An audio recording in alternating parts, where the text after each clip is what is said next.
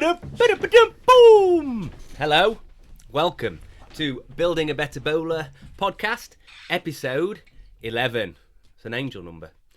We're in double digits now, and I've got a guest with me who I've been trying to rope onto the podcast for a while, and he's been ducking and diving, and he almost ducked out of it today. He's been a mentor of mine. He's one of my best mates. He's an enlightening person, and we're going to waste all that and talk about shit today rather than anything specific. And that is the one and only Gary Elts. Morning. Welcome, mate. This is something we've been. How aliens this? It is weird, isn't it? It's a funny interaction to start with, isn't it? Very much but so. It's relaxed. It's when I start touching you under the desk, it feels normal. Why, ain't that you now? yeah, it's not my hand. Oh, it's me. I touched myself. We've just done a WOD, a lifting WOD. Yeah. It's the first one I've done in a while and got quite a bit out of it. And I know you're a pretty good lifter all round, aren't you? I don't know. Yeah, You tell me. I think so. I can't see myself lift. I've recorded something that's on it. I've recorded myself doing it. I'm going to look back at that, and it's all about technique. But one thing Gary, aside from lifting, did previously that he's really got really good technique for, and he's going to go back into his running. Well, trying maybe. And he did. Tell us about the Tour of Arran and your training for that, because that's something that interests me. The steady state cardio, the building up to it, how he got into running in the first place, because it's something I need to do more of. So start from wherever you want to. Well, I went into running to start with because I was 60 grand in debt and drinking 3 litres of White Storm a day. Yeah. And about 20 stone and used to take substances. And I thought, do you know what? This is not a cool look. Yeah. And running, I had a dog at the time. I had Jackson, bless him, he's dead now. Yeah, Jacko. This big, strong, overwhelming Doberman that could only get walked in areas where there were no other people. So in Kirkby, there's an old pit tip called Bentink Pit. Then we call it the Void. And I could only walk him there because I was trespassing. But the Void's like an open cast mine. We ran over there before, haven't we? Yeah. Yeah, I remember that. That Like was dead exciting. It's like a Martian landscape of Yeah. trail runner's dream. So I used to walk him on there, and big fat hangover every day. And I thought, right, enough's enough. So I felt a bit sad and felt a bit lonely. So because I was walking and I got big strong legs and I was walking over that Martian landscape, I just walked a bit, then ran a little bit, then walked a bit. And because running was a free thing, I was in loads of debt, and it was the only thing that all I had to do was have a pair of trainers and put one foot in front of the other. And I was already walking the dog in that environment. So I just, each day, I incrementally pushed one and then pushed another one. And then sort of the Void didn't lose its interest because it was a really good training ground. But then I had to explore other areas around my locality where I live. I dubbed Jackson the Pathfinder because I had to go and find different off-beaten paths. Ironically, because of that, because he was an aggressive dog, wasn't he? Yeah. I can remember you telling me this, actually. Yeah, big, powerful black Doberman that it was me and him versus the world, and anybody who was in visual, he would attack type of thing. Only protect me, but by doing that, ironically, I found all the local areas around Kirkby, and I can now communicate a marathon around the perimeter of Kirkby without going on any roads, just by I'll do an area of landscape, and then I'll go, oh, I wonder what that is over there, and then I'd connect where I was to that without going on. I mean, I used to trespass a little bit and go over farmers' fields and stuff like that. Yeah. But slowly but surely, over the years, over his 9 years as he was alive, connected all the dots and so going back to when I was training for the ultra marathons that never took place because of COVID. An injury as well. My friend got injured and we booked out, but then the whole race got cancelled because of COVID. But that was the training ground. So slowly but surely, sort of knitting Kirkby's landscapes together. And on one particular occasion, I got it to about 30k this particular distance, and I had a bit of a wobble. And it was summer's day, and I've just come off this big cornfield where, like, if you've ever been in a cornfield when it's like shoulder height, and literally it's all just you're invisible to anybody around. It's just arid yellow corn, and you're following a tractor's trail, and all of a sudden you have a little bit of a wobble, and it's red hot summer's day. And I thought, if I go over in here, nobody knows where I am. I thought I'm going to get combine harvested up, but then that sort of set the sort of fight or flight mode in. That's the first time I've done 30k. I was pushing these distances as a heavy lad, and with a backpack on with some bits and bobs in. Ran out of water, had a blind panic, and I broke into this stables and started lapping up out of this trough. This horse's trough. And ironically, guess how far away from home? About a mile. I could have walked it on. I could have walked it on, but I went into full Bear Grylls mode. Okay. So 30k's. I mean, I've never got to that. We've done some nice runs together. Always you coming back and forth, waiting for me. But what I didn't mention at the start, I do a lot of build-ups, but Gary's got many qualifications. Is medically qualified, mentally qualified, physically qualified, and he's the founder of a running group called the Mountain Goats, which is where this came from. Gary and I both met through CrossFit, but I've been on some runs with him, and when we ran regularly, it's probably when I was at my best for running, which is still not very good, but we did some great trail runs, and he got the kids involved, and the kids loved it. I mean, I lied and tricked him a few times, telling him we were playing Tig. We were playing Tig for 5 or 6k. In dark. Yeah, in dark. They actually loved it, though. Yeah. But from that, both my lads have got some pushing them and can run at a decent distance if they really need to. The thing about distance running is you've got to get on, haven't you? So the more you incrementally, progressively load that distance and make it fun on each bit, the more you create a point of reference in the sand. You're like, oh, I didn't think I could do that, but here I am, and I've got to get back home. So you have to have that tenacity and it builds up resilience as your point of reference of what you can do increases each time. The problem is, like me now, for example, if I've not ran for months or years, and I'm heavy and I've got a poorly knee.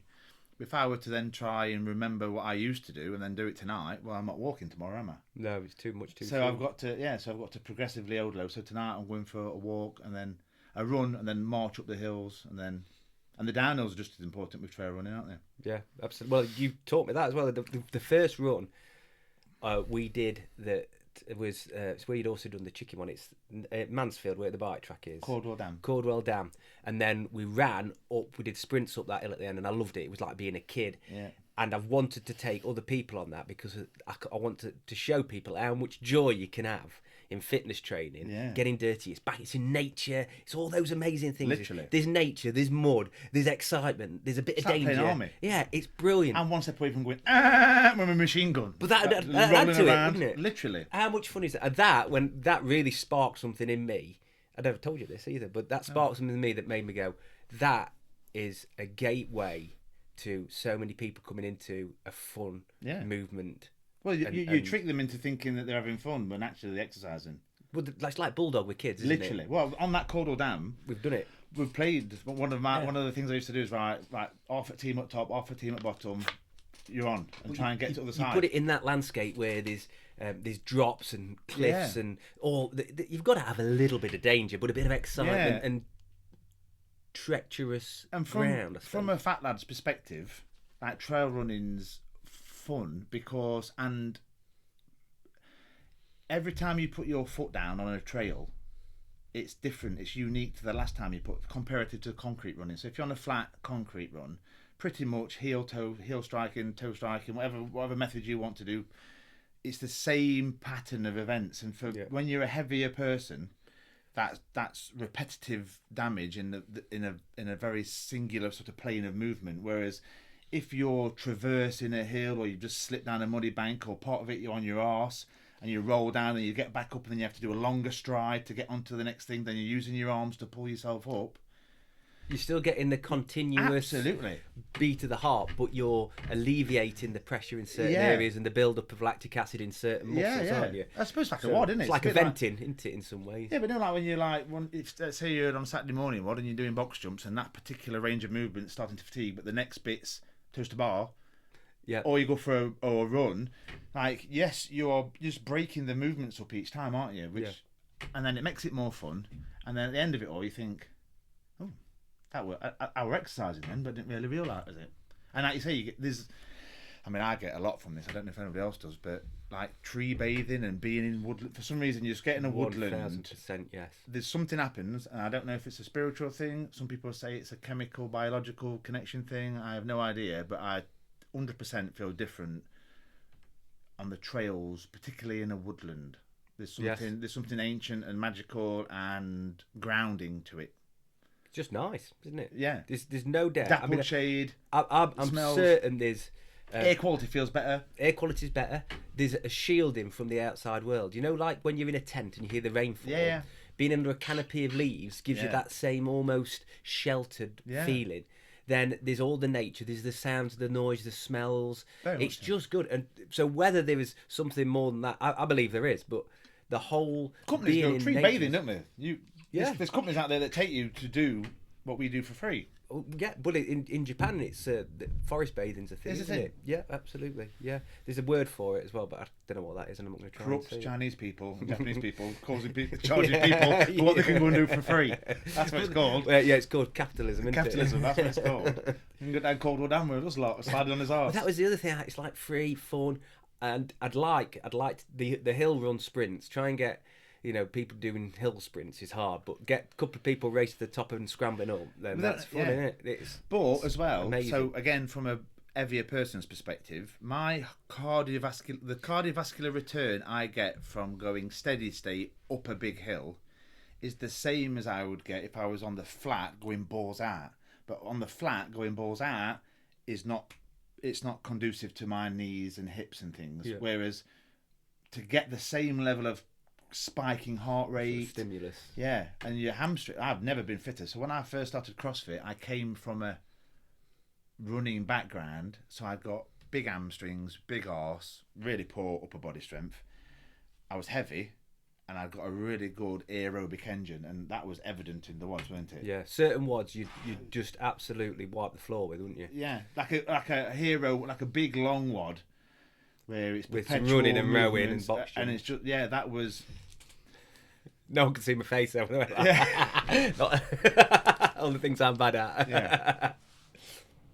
Yeah, but that's that's gone now. So I've lost the engine, but I'm stronger. So, do you know what I think about the other day? Yeah. Like my fastest 5k was like, I don't know, 24 minutes. My fastest 10k was let's say 50 minutes. My biggest deadlift 210. My one max back squats 150, let's say, but never in one period of time. Have you got the lot? I was thinking all day. I thought, should I set myself a little challenge, whereas to try and get them maybe not the same times, maybe not as fast as I were. Well, never really fast. That's not a fast 5k time, but maybe get a 30-minute 5k, an hour 10k. And them same lifts all in sort of 1 month, and see if I could achieve them in one period of time, as opposed to being strong for a period of my life, but then being fit another period of my life, and never the twain shall meet. I'm sure there's a WOD where you run 5k and then it's a deadlift. Is it? Yeah, max deadlift, and I think because obviously the two are quite opposites, aren't they? Like the heaviest weight and the fittest engine. But that as a measure of your overall fitness is because I've got absolute, isn't it? Yeah, I've got lots of things over my 7-year CrossFit career and 15 odd year running career, but never in one period of time. I wonder if that's quite fit, isn't it? Absolutely, yeah. To be strong, it's like super strong and super cardiovascularly fit are two almost different training methods, aren't they? Yeah. So when you get them crossing over, that is where CrossFit tries to put you, isn't it? Yeah. And I've always been in my life, I don't know about you, isn't it? As literally, I'm either cardiovascularly fittish or strongish, but you've got to sacrifice one for other, isn't it? Unless you want to do it for a living. Yeah, going back, what I've just been thinking throughout this entire thing, start of the sort of CrossFit career, start of the running career, I thought that maybe, and the drinking, I thought that maybe I was a drinker. I thought maybe I'm a CrossFitter. Am I a runner? And the actual reality of all of them is I've just got ADHD. Yeah.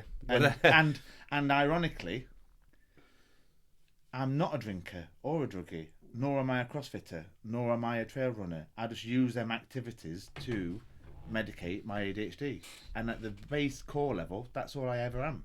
Some of them in a positive Yeah. medication. But you some of them in a can. negative. But until I knew that, until I found that out recently. Well, you've suspected it for a while, but you're diagnosed now, aren't you? Yeah, but you can. I could walk through life thinking I was a full-on drinker, and yet I'm 40 years sober now. I won't think of having a drink. Yeah. It's interesting, isn't it? Like, my identity was a trail runner. My identity was I'm now a CrossFitter. My identity was I'm now this. And actually, I'm only using those things as ways to medicate my head. There's a strategy to become successful at something where you change your opinion of what you are, so you identify as what you want to be to create success. So if you want to be a good businessman, that's your goal, then you've got to identify as a good businessman, and eventually you'll get there. Same as a runner. So although it is medicating, it's also a way of achieving things. So it's not always a negative. But No. A drinker, because some people without ADHD can identify, say, I don't want to be a runner, I don't want to be the fastest person here, what I want to be is a trail runner, and then that way they'll run continuously. So it's not the end goal, but the pursuit of those goals, if that makes sense. But you obviously diagnosed ADHD now, aren't you? Yeah.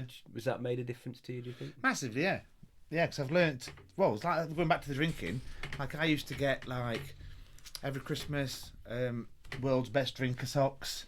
Every birthday. Yeah. Do you know what I mean? Let's have a pint. New pint glass and Like, 4 cans. Yeah, and then everything evolved around it. And I'm not it. I was never it. But I truly believed I were. And the minute you truly believe that you are a thing, I mean, if it's a positive thing, you're brilliant. You're winning, aren't you? But if you truly believe that you're a negative thing, and that's a downward spiral. Well, And so the diagnosis of ADHD has allowed me and given me a platform to forgive myself and go, fucking hell, you weren't ever a drinker. You just used a drink to do this. But by the same token, I have to admit that I was never a CrossFitter either. And because in terms of, like, I don't know anything about CrossFit. I don't know who's on the CrossFit Games now. I ain't got any CrossFit apparel. I look around everybody else and they've got the sing the theme tune, they play the theme tune. I mean, they're all they do the entire. I'm a full-on CrossFit wanker, and I've never been one of them. And I'm thinking, why is everybody else really into this CrossFit business? And I do it every day. you're a fitness And enthusiast, aren't you, I suppose, then? I'm just keeping my head above water, enthusiast. Yeah, I'm just a survivalist. Literally it. Yeah. Literally it. Every morning I do my meditations and my gratitudes and all that, and my yoga every morning. And I've got this, like, chakra mat that I do it on, and all the 7 chakras, all the different colours mean a different thing. But the first one, the red one, is survival. And the last thing I do as part of my meditation is just sit there and just look at that symbol, and, like, you are going to survive no matter what. When you were running, did that come in your head? I didn't know what that mindset came in my head. Yeah. You know, like when you're doing the long runs. Well, do you know, like for me, for running, it's fucking boring, isn't it? Like, if you said to me, it is. Let's go after for a a certain run. distance, it bores me. That's Well, where my brain, now I know, my ADHD brain says, okay, now we've got to go on this lap 3 more times. But if you say to me, Gaz, I wonder if you can get to Pinkston now on foot before Bowler does, I'll go, yeah, but I can. Yeah. Because you've given me a hyper-focused task. You've given me a destination and a modality, and I would get to Pinkston before Bowler, or attempt to. But if you says, should we run the same distance 20 times around this track? I'm like, fucking bore off. Yeah. Because it's not about running, it's about giving me a little challenge and give me something to focus on, and a distance to focus on, and a task in hand. We've got to make it fun, haven't you? Purposeful, really. Yeah. There's no purpose really in running around a track, Yeah. apart from you might get a little bit fitter. Going to Pinkston at a certain time is beating me, achieving the distance and time. Yeah. Both the same. Just give me something to do for an hour. It literally would occupy my mind for an hour, so I ain't got to sit worrying and self-fucking-loathing. Well, on the running side where you're running obviously every day, that's probably the ADHD why you started mountain goats as well. I assume. Absolutely. Well, I thought I was suicidal. So the way that the start of the mountain goats, like I said, I were 3 litres bottles of cider in, and there's this particular rock I used to sit on, and I planned my suicide. So I planned, because I've got access to healthcare materials and medicines, I thought, this rock was on this hill, and it looked down into the quarry. And there used to have these big lagoons. Can you remember them on the void? Yeah. These like lagoony type things. And I sat there and I thought, I'm going to take loads of benzodiazepines, and I'm going to inject a load of insulin, and then I'm just going to go to sleep down there. And that was my plan. And then I thought, and then something happened in my mind, and I thought, no, that's not the plan. And then that's the birth of the Mountain Goats. Now, I thought I was an alcoholic, suicidal person. How many years ago? It's about 15 years ago. Yeah. And so forever I thought that the Mountain Goats was born, that this is the thing that saved me from hurting myself and from me thinking negatively. When in actual fact, I probably weren't ever really depressed or really suicidal. It really did feel like that at the time. And the Mountain Goats gave me something, a bit like this podcast for you. Purpose. Do you know what I mean? It gave me a setup to set up. I had to create a Facebook account. I had to make it popular. I had to go out on runs. I had to make the runs appealing. I had to be the leader. I had to make it fun.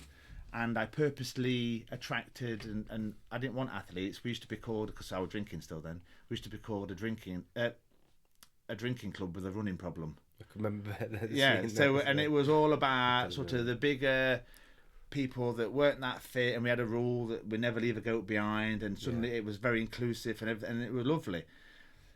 And because I read this book, this is one of my life-saving books, this sort of Chimp Paradox by Professor Steve Peters. I read that book, and it one of the messages in that book is sort of commit to a thing. If you waited to be motivated, if we all waited to be motivated, we'd never get no done. No. So commit to a thing. So just start. So I started this running club, and it were friends and family to start with, and then because I had to commit, so I committed a week's worth of programmed running, and so then other people were going to meet me in the middle of a woods, and then suddenly I'd committed. And then I got this never leave a goat behind, never leave a person behind. So I was constantly going back to retrieve people, and I was doing, let's say it's a 5k course, I did 7k every day. And then I used to do beginner classes, then more advanced classes, and I was sometimes running 3 times a day. But what it did was, it just gave me a purpose. And no longer were I getting world's greatest drinker socks. I was getting trail running socks, and I changed my identity. I changed my purpose in life. There was still alcohol in there, and then one of the biggest attractions was alcohol, and that's how the club. But currently, there's over, I think it's 7 years it's been going now. There's like 800 members. It's massive, I know. And now I've handed people like running with goat t-shirts on. Who, yeah, got merchant. But now I've handed it, so I've then realised, in true ADH fashion, that I've had my fussy out with that now. But it's such a important phenomena for people, and it's changed lives, and people hold it dear to their hearts. And I'm very proud of pioneering that. But then I'm also would be doing those individuals an injustice, because my flippancy and I don't want to do it anymore, ain't fair on them. So then when I was thinking about not doing it anymore or not wanting to run, I couldn't let it go, so I created moderators. So I created 5 or so moderators and give them admin rights over the page, and they feel empowered, and suddenly they've got purpose, and now so I've created leaders, and those leaders are now leading other people, and now it's not a drinking club with a running problem, it's a proper running club, and there are really experienced runners running now. But it was all born from an alcoholic sat on a rock wanting to kill himself. It's quite, thank you for sharing that firstly, but it's quite apparent when you see people in that group originally, maybe less so now, how many people did have problems as well. Yeah, very much. You could see it was like an escape thing. Yeah. I mean, I suppose like-minded people attract like-minded people. Yes, so we're probably all why we're mates, isn't it? Yeah, we're probably all alcoholics with ADHD. Yeah. Because if you want to be a runner, you go to Sutton Harriers, don't you? If you want to roll around in mud and have a twat about, you join Mountain Goats. Isn't it?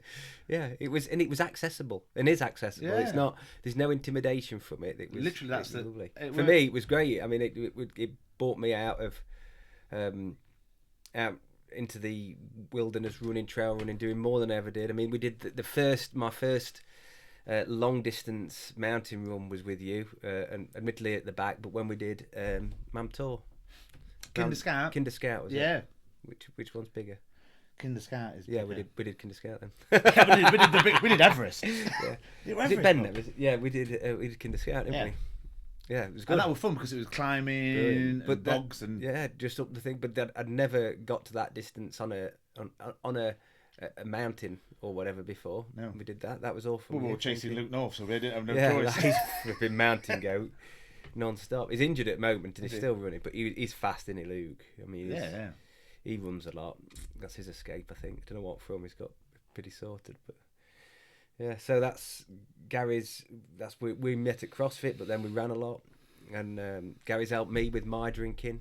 So probably one of the biggest, if not the biggest, mentor for my new life free of the booze has been Gary. We talk a lot about a lot of shit, don't we? Yeah, a lot literally. of very important A lot of bollocks and all. things. But Gary's diagnosed me with ADHD since his diagnosis. There's not an official... Save your mother.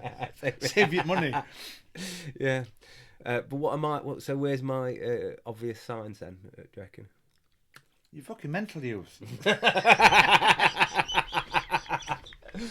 Thanks for sugarcoating it. Well, I don't know where to start. Where do you start? Well, I don't even know all the symptoms, but to be diagnosed as ADHD, there's three types of ADHD, A and B. I like what you're doing with the A, by the way. Thank you very much. I've done that on purpose. That's ADHD trait, isn't it? I don't know. Squirrel. Yeah, three types of ADHD: type A and type B, and then there's a combination of A and B. Well, I'm C. And you probably are. You probably reinvented the wheel. Yeah. And then to be properly diagnosed, there's 12 traits, and you have to display 6 or more of these traits for 6 months or more. Okay, let's see if we can tick them off. I can't bring them to memory, but like inattentiveness. So remember when me and you first... we used to be... Because we're quite open with each other. Tick. Literally, me and you used to be talking, and we'd say to each other, I'm not listening to a word. I'm too busy thinking about what I want to say next that I'm not listening to. And we tone that down now, don't we? I feel that's got less once we acknowledge the fact. We zone into... We allow each other to do it. Yeah. But we also concentrate on what each other's saying to try and get the information from it, because we value each other's opinion, thought, and company. But don't I we? couldn't sit and talk to you for too long. Like I can't sit and talk to anybody with ADHD for too long, because another part of ADHD is inattentiveness. And after a bit, it's not that I don't want to listen. Is that what you're saying? I'm boring you. Pardon? What you say? I can't listen to it. I can't focus, and then everything just gets. I had to walk away and then shake my head a little bit. And my son's got ADHD, my mum's got ADHD, you've got ADHD, K-Born's got ADHD, and it's no surprise that I don't spend any longer than maybe an hour or so with any one of them peoples at any one point in the day, because not that you are overwhelming. Well, you are, because you have got it. So you've got up on a stick and you command attention. Yeah, that's what we do. We command attention, but we can't give attention. I'm quite attentive. Are you? Yes. But you have to consciously think about it, don't you? Yeah, Rebecca would say differently. She'd go, and rest at World would. Yeah. But then there's the thing. But the thing about the thing about ADHD is it's a lack of dopamine and dopamine receptors, and dopamine's got 3 pathways. It's got the motor muscular pathway in your brain, so that's people with Parkinson's haven't got as much dopamine as they should, or they don't produce as much dopamine, and so they freeze. The muscles freeze. So that's the first pathway of dopamine's involved in. The second pathway that dopamine's involved in is reward, and it's dubbed the molecule of more, and it's the thing that makes you seek out perceived reward, and it's also the thing that gets you in a pickle with drink and drugs and addictive behaviours. But then there's a third pathway of dopamine, which the first pathway goes into the muscles. The second pathway is within your amygdala, so the primordial sort of oldest part of your brain that's bad. But then the third pathway of dopamine goes into your prefrontal cortex, and your prefrontal cortex is the part of you that is your conscious self. And in the prefrontal cortex, it's the part of you that recognises that you're part of a world and you can make sense of the etiquette and the social constructs around it. And it's also the part of your brain that forward plans. So leaders of men, leaderships, famous The people. part that says shh, isn't it? Is one of the way the It's your awareness. It's who you are. And so people with ADHD either fall into the trap of get reward because it's the easiest way of getting dopamine, but also, like in business or expeditions, when you require forward planning and your prefrontal cortex needs to be involved, that's where we do really well because we seek out dopamine. We've not got enough of it, so we seek it out. And then we seek it out by forward planning. So you might forward plan 15 business adventures and 10 different lines of fabric, or this podcast. You plan it into the future, plan it into the future, plan it in the future. The downside to that is that dopamine is always associated with never being satisfied. It can't allow you to be satisfied because you would never seek anything else out. Once you was happy with your lot and you've got what you need and you was very satiated with it, dopamine's redundant then, and it can't ever be redundant. So it always make you seek out what's round the corner. But then in order for you not to ever be satisfied, it gives you something called a reward prediction error. So you perceive in the future that when you've got this new business, or when I've got this podcast, or when I've gone on that run, or when I've lost 3 stone, or whatever it might be that you're planning in the future, when I get there, I will be satisfied. But in order for dopamine to be successful, it can't ever allow you to be satisfied. But not just ADHD sufferers have that. Everybody has that. That's a phenomenon for everybody. Yeah. But it's more so with us because we actively seek it out. So everybody gets a reward prediction error. Everybody gets like, oh my God, I want that new car. I want that new car. You get in that new car and you go, it's all right. Everybody gets that. But because we actively seek out and want dopamine and we're searching for it, we either go above and beyond, or when we convince ourselves that we want a boat and we live in central Nottingham, we've never talking about me again. No, I'm not. But you convince yourself you want to be a sailor and you buy a boat and then you realise there's no fucking water where you live, and you go, oh, and that's a reward prediction. I've told you about that though, haven't I? I'm going to put wheels on boat and then I can use it. Yeah, I can ride down the road in it. No, the constant planning, trying to do new things, all that's definitely another one on the tick list. Yeah, and the thing about ADHD is, and dopamine is, everybody's got it, haven't we? Everybody's got it. And if you're successful and you're around nice people and you've got an awareness of it, it's just a part of everyday life. The downside would be if you aren't aware of it. And back when we were saying at the beginning of the chat, when we were talking about perception of self and purpose and believing that you're an alcoholic and believing that you're a bad person, that's going to be the downside. Yeah, that's the downside. I'm glad you did that, because the other side of the downside that ADHD is a poor working memory. Well, we spoke about this previously on one of our coffee chats where we've said... I can't remember. About when I speak about potentially having ADHD, I'm not bothered about getting a diagnosis because Don't matter, does it? I'm fortifying my mind with all positive words about myself. So if I have got ADHD, it's a superpower. If it isn't, I've just got superpowers anyway. It's all good. Yeah. Obviously, other people are speaking it, and you said it's fine. You're saying that because I said I can't understand why people aren't. You know, the ADHD for some people is a negative. Can't they see this superpower? But that was very narrow-minded and in the moment selfish of me to not think of those. For every up, there is a down in the same equation. So. And people, I'm at the moment just. Since stopping drinking, I've become a little bit of a volcano of activity and positive thoughts and all that, which is great. I do have to, every now and again, block out the negative thoughts. And on the reverse of that, there's going to be somebody with all those negative thoughts, keeps blocking out the positive. Very much so. And that I'm more realistically visible of. That's completely the wrong words, but you know what I'm trying to say. You're aware of it, aren't you? I'm aware of it, and I see it. And so now, although I say a few people have mentioned ADHD recently to me, and I've tried to say, look, I think you need to look at it in a positive way. The diagnosis of it is huge, now. And It's trending now, isn't it? But there's a lot of it's to do with diet as well. So is it ADHD in its true form, or is it a chemical imbalance due to nutrition? So if you look at some studies, especially done in America, from when they started using certain pesticides and things like that on the grain and genetically modified grains, the increase in processed foods, that the diagnosis of ADHD, autism, and certain other conditions have increased like tenfold. You never ever used to see those.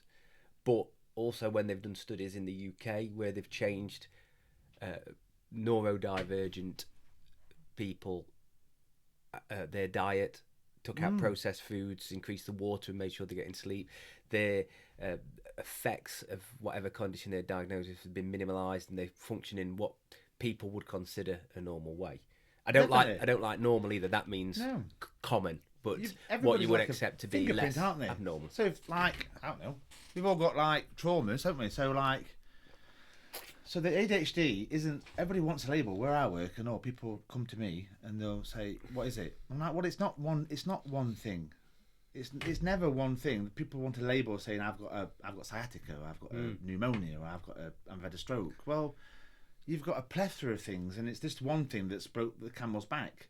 And if genetically, it's been proven that people with ADHD have less dopamine, so that's the blueprint, that's the genetic foundation in which you were born, and you could have person A and B born with the exact same genetic predisposition, but then one gets bummed by the dad, and has a really bad experience and childhood trauma, and so they develop coping strategies to live with that, and then the other one has a lovely life, and they might have some other traumas, and so you can't say that a person's behaviour is just to do with a label of ADHD. No, the chemicals in the brain. It's the food, like you quite rightly said. I'm guessing.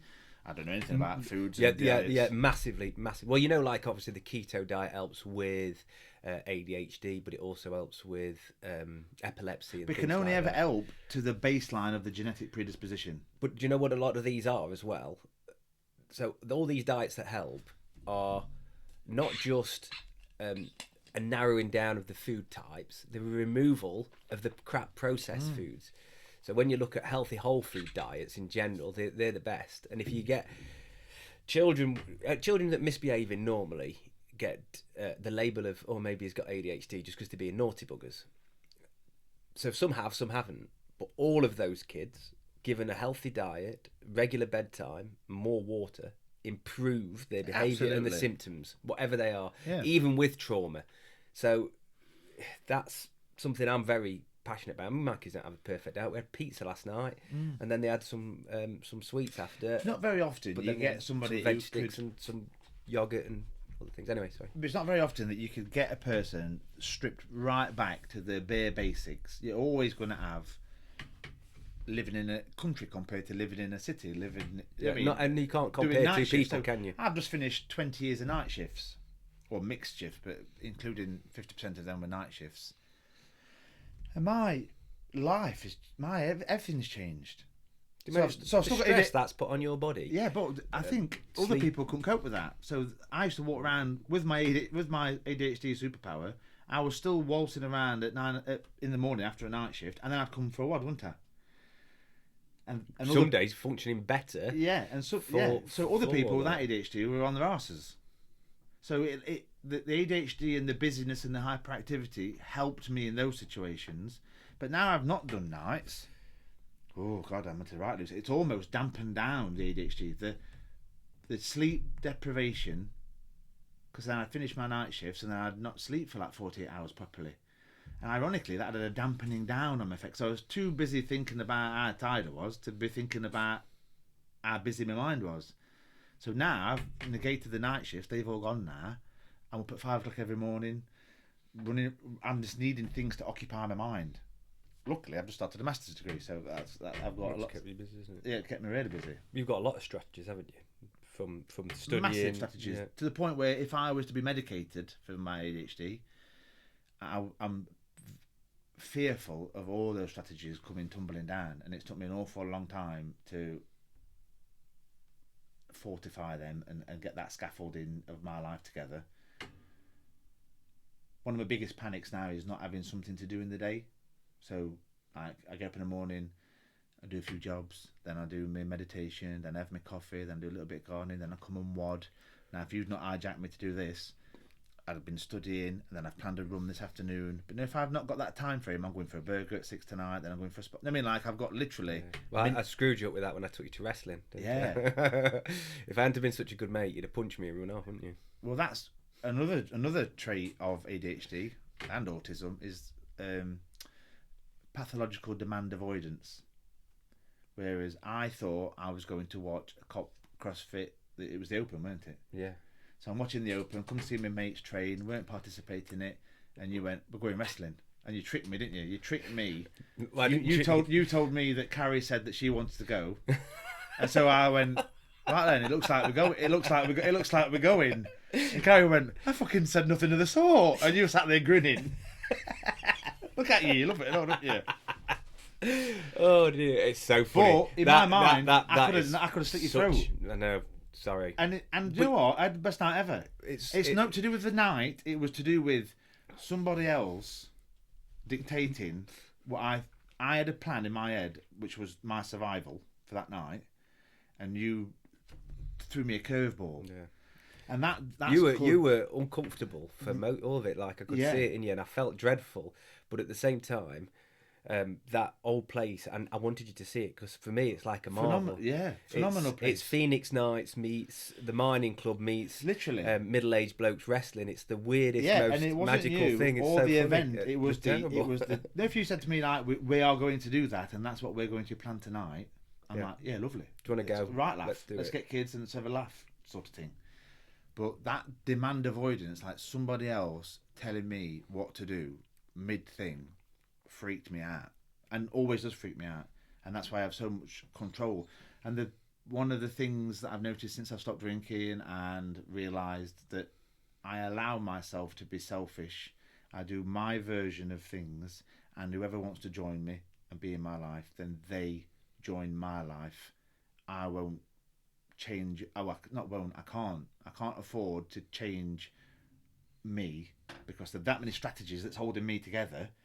And like, if I deviate from one, if I say, I don't know, pal on with you more because you're a bit needy and you wanted me to pal on with you a bit more, I would probably do it, but it would be detrimental to me. Yeah. And then that would have a ripple effect on me. So I think, be selfish, become the best version of you that you can, and then everybody else by default gets the better version of you. 100% agree. You know, I'm more selfish from the outside when you're looking in, but what now than I was before. Whether I've got ADHD or not, I've realised the old saying you've got to put your own oxygen mask on first. Yeah, literally. Is so true. So for me to be, to have the energy, resources, and just general ability to cope with everybody else's needs who are close to me, I've got to make sure I'm fully charged. Because if I'm not, I can't be the best dad doing all those things. Can't be the best husband, and can't be the best worker for everybody. So I have to do short bursts of intensity for everybody. Because between that, I've got to be doing my own bursts of intensity and recharging. Because if I'm not fully charged, I was talking like for me, like we spoke about this the other day that in Iron Man when he's got the glass in front of him and he's pulling all these different things about on the screen. Yeah. In the centre is the focus, which is me right now, and then all my tabs are open round, and it's kids football, kids rugby, doing the house up, working, selling fabrics, clothing business, podcasts, training, seeing my mate Gary, going to the spa, looking after my brother who needs help, my mum, blah blah blah blah blah blah blah blah blah blah, and I have to keep pulling them in. And if my battery's not fully charged, all of that goes faint and wobbly like a calculator with a crap battery, but when it's fully charged, it's working, it's brilliant. I can put it in, and so I have to make sure that I'm selfish enough to give everybody generosity, and that people don't see it, do they? No one sees it. It makes me feel so guilty and all. This thought, I'm driven by guilt and anxiety, literally. If I say I'm going, but when I've I don't know if it's a luxury or I had the luxury of hitting rock bottom. So when you hit rock bottom, there's only one way up. It's a fucking right cliche, that isn't it? But it's true. Your perspective is you can only go that way. And I thought, what I'm saying now. the luxury of hitting rock bottom. We've both, but I've been there. I actually don't think it was the bottom. I think I could have gone deeper, but I could see the depth, and I managed to stop myself before I hit it. But because of that, I know where the lowest of the low is and where I'm going to take myself. Yeah. So the only way is up. And also, then the feeling of everything there is achievement and power and brilliance, isn't it? So because you've gone so low, it's given you a few things. One, the ability to sympathise and respect others, to be able to put in place things for yourself to stop you going there. Yeah, that's bad. My biggest thing is forgiveness of self and forgiveness of others. Because if you don't forgive others and you don't forgive yourself, it fucking just eats you up. And be grateful. Literally, I've scraped it down to them two phenomena. Them two things. Forgive everybody for everything, always. And that sounds like a big thing, because there's some people who do some terrible things to you, and there's some people that do terrible things out there. But by not forgiving, they're still going to be terrible people. They're still going to do terrible things. But if you don't forgive them, if you refuse to forgive them because for whatever reason you've got this view on the world that you can't forgive, or they've done you an injustice, and it's only eating you up. So imagine that knotting of yourself. You are sabotaging and dissolving yourself, and they're still cunts. Yeah, they're not changing. They're still not.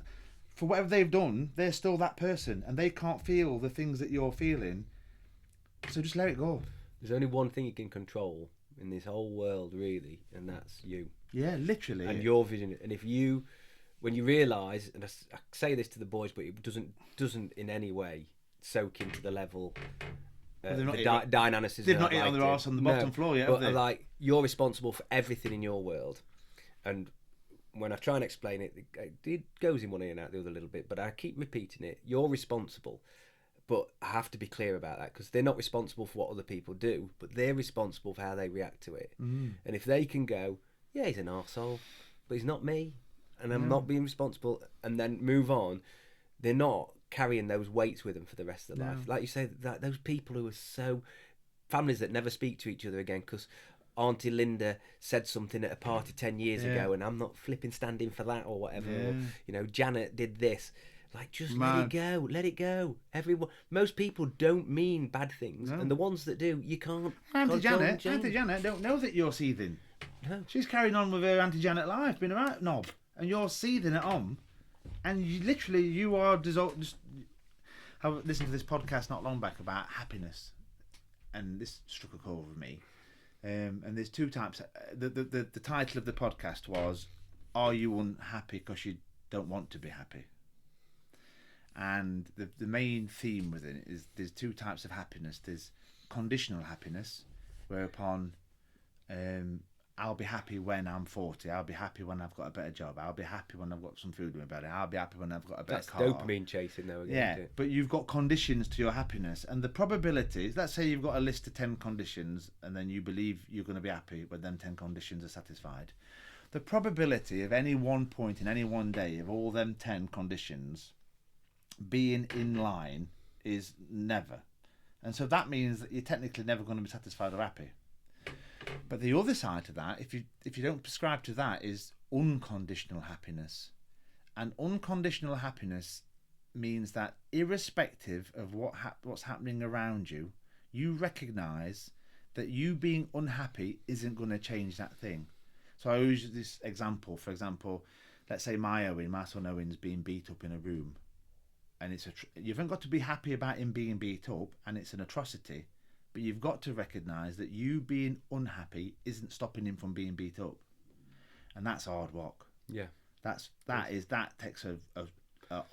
hard understanding to get your head around. That's about level 8 on the series of enlightenments for Buddha. Yeah, you're still not all the way to the top. Because people feel guilty for feeling it.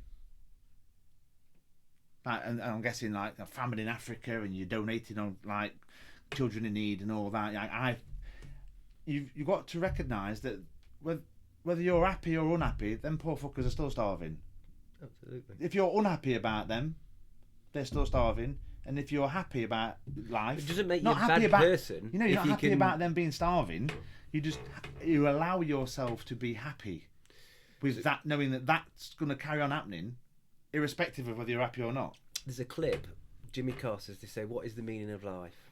And Jimmy Carr, comedian, but very smart person, he says it's simple. Enjoying the passing of time. Mm-hmm. That is what life is all about. And it's so true. When I think about it in depth, you've just got to enjoy the flow of time, you being in this moment, that moment, and it flowing round you, and you really having not much control over so you're an observer. You're enjoying the ups, the downs, the lefts, the right, each new just being change. Yeah, each new episode in your life brings new knowledge and a new way of dealing with. And yes, there's some bad times which you don't enjoy, but that the passing of that time, that experience, and what you've gained from it later down the line, when you can sort of look at it retrospectively, can bring some enjoyment and some satisfaction that you've dealt with it. You become more. I mean, that is so true. And when I thought about that, I was like, it is so. You know, being in the now, we spoke about a huge amount, haven't we? You know, not looking forward too much. Not looking back too much. Well, they don't exist. So if you think of the past now, if even this morning, if I said to you, what did you have for breakfast this morning? You aren't going into the past to see what you had for breakfast. Your brain is conjuring up what it wants, what it believes you want to think. So even the memory that you're conjuring up is in the present moment, and the future's not happened yet. So the only thing that's ever true is this moment now. Absolutely. And the minute you've recognised that, it all just opens up. Another little thing that I've sort of say to myself, this soon shall pass. So if I'm in a pickle, this soon shall pass. Even the nice things, even the positive things in my life, this soon shall pass. It's only ever transient, so that you just quite rightly said. Just enjoy. But that's where people say, I want to be happy. And I think what you really want, happiness is a fleeting sort of feeling, because what you want to be is comfortable or accepting of what there is there. Maybe not even emotional about it. You know, that simple. Happiness is just a quick fix, isn't it? Yeah. Quick transient little fix. You need to have purpose. At ease with what is happening, I suppose. Yeah. Or even if it's shit. Yeah. Even if it's shit, just recognise that, well, it's just life. And this is what it's part of it. It's what puts shade into an otherwise bland existence. If you don't have the bad, then where can you have the good? That's why when we talk about elsewhere with people who, you know, you might have everything. You might have the best life by somebody's standards. So every day you get the best meal you want. You've got the best clothes, the best car. Your whole family loves you. You've got beautiful weather. Everything's perfect. One day you wake up and you stub your toe. Well, because you've got nothing to compare it to, that is absolutely catastrophic. Most people go, oh my God, they need to get over it. And yes, they should. But for that person who's never had anything other than sunshine, brilliant happiness, it's all relative, isn't it? the pain from a stub toe is unbelievable because they've never felt it. But then that all of a sudden adds a little dip to their otherwise levelness. So it gives them some shade, and the more bad you have, the more you can see the light as well. It's where I work in an A&E department. I come home humbled every day, because although we've talked about me being, I'm alcoholic, I need to kill my son, Mardy, we ain't got problems, mate. We ain't got problems. I tell people that their sons just died. I tell people I have the luxury of seeing people, and they let me into their life. They trust me, and they let me into their little existence. And because I work in A&E, they only ever come to me when they're in a pickle. And we ain't got problems. no. But then it's all relative. So, like you just said, like my problem is relative to me and my existence at this point. We haven't got the problems they've got. I didn't ought. Well, ironically, it's their perception of it. If I ask them, is this the biggest problem in your life? Because it looks pretty shit from my perspective. They might go, no, actually, no. Yeah. Do you know what I mean? This isn't that bad.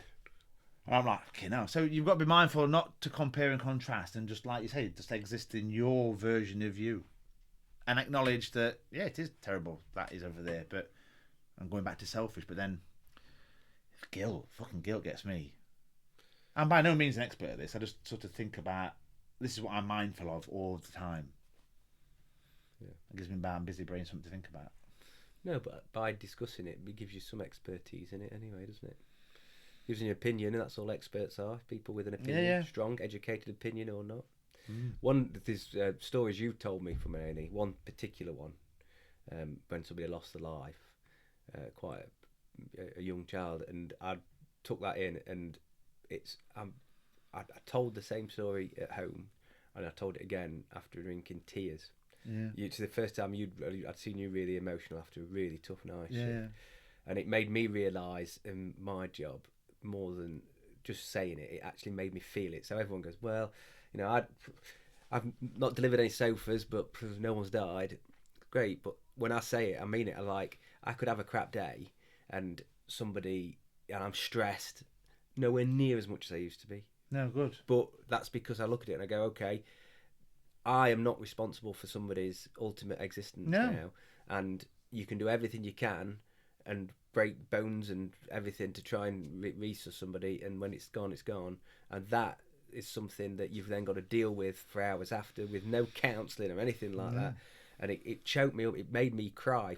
I spoke to Charlotte May the other week. I don't cry a lot, and that brought tears to my eyes with telling the story. So it was a gift from you to me. It made me see so much more without you realising it, but also because I'd seen my mate upset and I couldn't do anything to alleviate that. But it's true. Sometimes you didn't got to do anything. You just got to be present. You've got literally just be present and follow their lead. But this is where we were talking about was running. Squirrel. Yeah, but it's a conversation that I want to further every time. I'm amazed by ADHD and other people's thoughts, realization of it, diagnosis of it. But on the running side, you built up to the ultras, and so I don't know why I'm going back to ADHD. I know, well, but I was just thinking, like you did that steady state, didn't you? Know that really? Yeah, well, we did like 2 breaths a minute, walking. Yeah, when you breathe in, only breathe through your nose. So we used to be on runs, and we'd be into the run because you're getting fit at that point. Like we were doing marathon runs as a training weekly run. That circuit that I was telling you about, me and my mate Timo. And one of the strategies that we did was like, we can't do this. Like ultra marathons are about eating cake and going slow. People just call them cake. I mean, like you just after food, because after a little while you've got no more glycogen stores. You've used up all your glucose. You're starting to cannibalize proteins. You start to cannibalize your own muscles. So that's not a good look. So you have to just keep troughing. So as long as you can find a steady pace that your musculoskeletal system can tolerate. And this steady state thing. So the minute your heart rate goes above wherever it is for you, and you start to approach into anaerobic metabolism, in essence, you're cashing checks you can't afford. And so this steady state aerobic metabolism is about going really slow and just fueling yourself.